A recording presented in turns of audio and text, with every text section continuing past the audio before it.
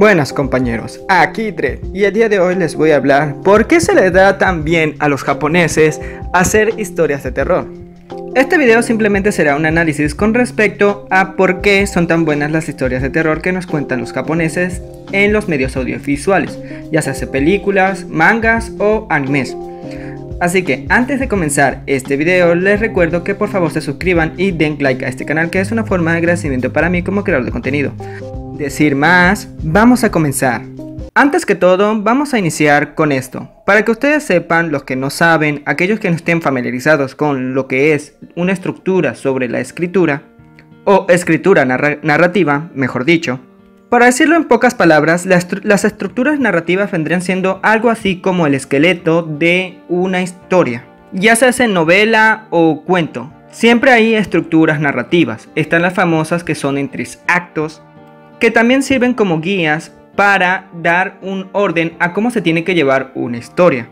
Esto se utiliza en todos lados, más que todo en aquellos que tengan que involucrarse en los aspectos audiovisuales, como dije anteriormente, ya sean series, películas o incluso novelas. Hay de varios tipos, pero no me voy a centrar en eso porque sinceramente el video se me haría muy largo y no quiero eso. Solamente me voy a centrar en el que es el importante, el que tiene que ver más que todo con Japón. La estructura narrativa que se utiliza en Japón se conoce como Kishotenketsu, o la narrativa sin conflictos. Esto nos dice mucho de cómo se escriben las historias en Japón y lo importante que es conocer esto. Para darles una introducción simple, el Kishotenketsu es un tipo de narración oriental que se centra en la exposición y el contraste. La estructura del Kishotenketsu parece que tiene su origen en la poesía china y japonesa. Con esto ya nos puede decir el estilo que caracteriza las obras japonesas, también podríamos decir chinas. Mediante a esto, lo que quiero decir es que las obras japonesas se caracterizan más que todo por ser demasiado tranquilas, con un estilo de narración algo lentas, densas y llenas, por decirlo de una forma cómica, de mucho texto. Por eso que en Japón las novelas visuales o las novelas cinéticas son tan populares. De hecho, se venden más este tipo de juegos que un shooter en primera persona.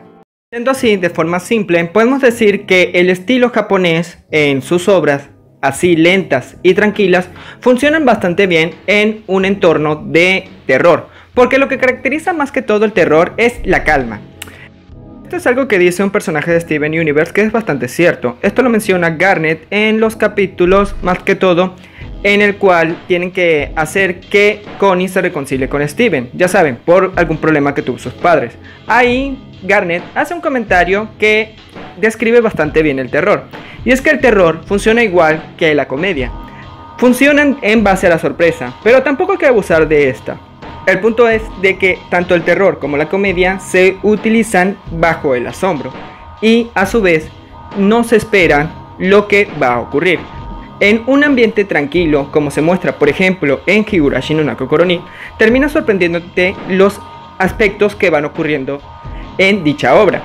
Los momentos gore, los momentos en los cuales alguno de los personajes se vuelve loco, funciona bastante bien en un ambiente tranquilo. Es por eso que en Japón este tipo de historias funcionan también en un ambiente tranquilo.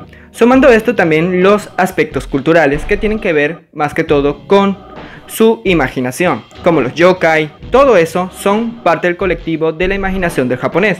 Siendo así, los japoneses no se limitan al momento de imaginar cosas de terror.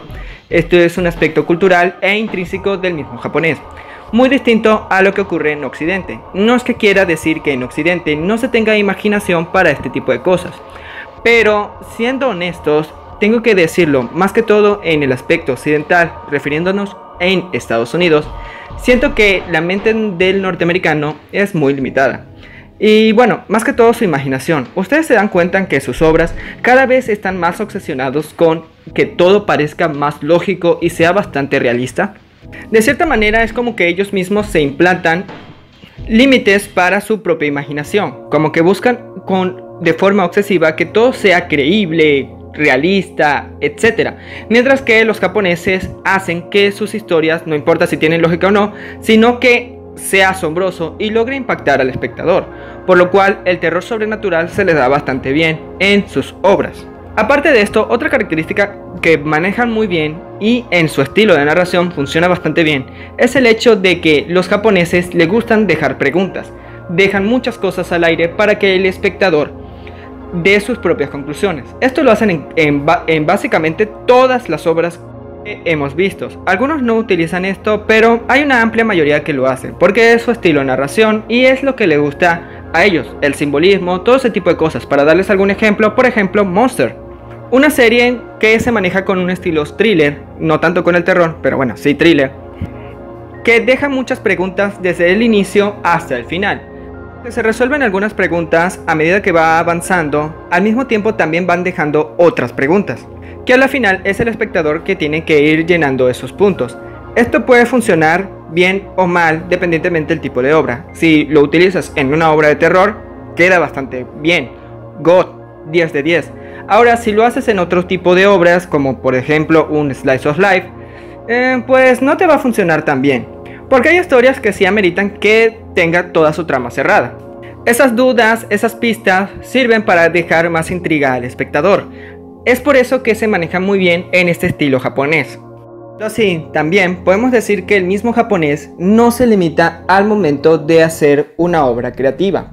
He hablado de esto, pero me referí más que todo en una comparación con respecto a la imaginación. Pero hay otro problema que tiene Occidente que en Japón no la tiene.